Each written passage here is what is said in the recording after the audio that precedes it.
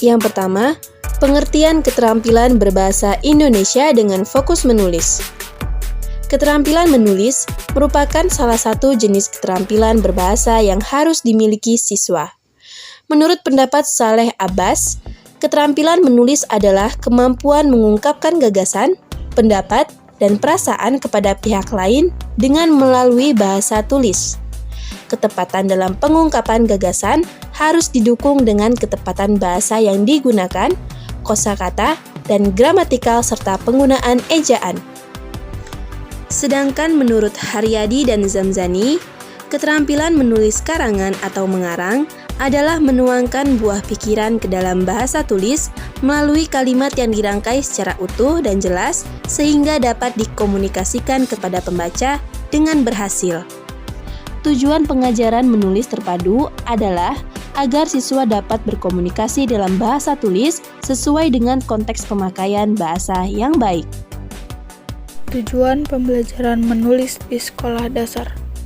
Tujuan dari pembelajaran menulis di sekolah dasar adalah untuk membiasakan para siswa agar menggunakan cara menulis yang baik, mulai dari mengenal huruf, menggunakan teknik yang benar dalam menulis, memahami makna kata yang mereka tulis, hingga mengungkapkan ide ke dalam bentuk tulisan sederhana. Tujuan pembelajaran menulis di sekolah dasar kelas rendah pada siswa kelas 1 SD diantaranya adalah: pertama, siswa dapat bersikap dengan benar dan dalam menulis garis lurus, garis putus-putus, garis lengkung, garis pembentuk huruf, dan lingkaran. Yang kedua, menjiplak dan menebalkan gambar, lingkaran, atau bentuk lurus. Yang ketiga, dapat menyalin huruf, kata, kalimat, beberapa kalimat, dan angka Arab. Yang keempat, menulis huruf, kata, dan kalimat sederhana dengan huruf lepas. Yang kelima, menulis beberapa kalimat sederhana yang terdiri atas 3-5 kata menggunakan huruf sambung. Yang keenam, menulis kalimat yang didiktekan oleh guru dengan huruf sambung dan dapat menuliskannya dengan benar. Yang ketujuh, menulis rapi kalimat menggunakan huruf sambung. Baik, saya Revi Mariska akan menyampaikan materi tentang keterpaduan keterampilan menyimak dengan fokus menulis. Seperti yang kita ketahui, ada kolerasi yang tinggi antara pemahaman mendengar dan kemampuan menulis. Keterampilan menyimak merupakan salah satu variabel penentu dalam kegiatan menulis. Keterampilan menulis berkaitan dengan kreativitas seseorang karena menulis adalah kegiatan menuangkan ide atau gagasan. Keterampilan menulis dipengaruhi oleh beberapa faktor seperti keterampilan motorik, perilaku, persepsi, memori, kemampuan melakukan cross-modal, penggunaan tangan yang dominan, dan kemampuan instruksional.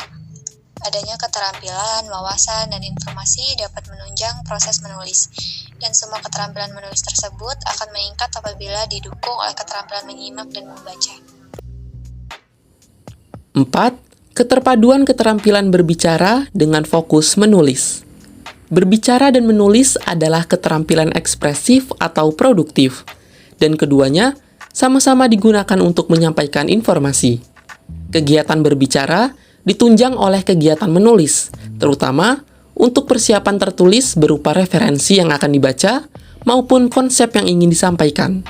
Berbicara adalah kemampuan mengucapkan bunyi-bunyi artikulasi atau kata-kata untuk mengungkapkan pikiran, gagasan, dan perasaan. Pengorganisasian pikiran sangat penting ketika berbicara dan menulis. Namun, kemampuan berbicara dan menulis tidak dapat dikorelasikan secara signifikan karena keduanya dipengaruhi oleh proses belajar masing-masing individu.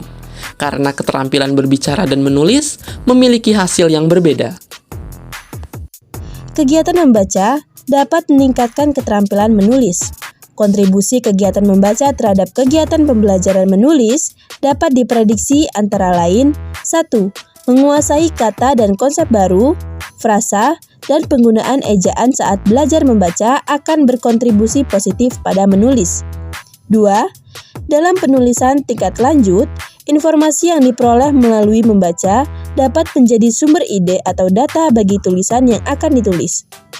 Contoh-contoh kegiatan membaca yang dapat dikaitkan dengan latihan menulis diantaranya: 1. Membaca cerita atau dongeng dan aktivitas menulis.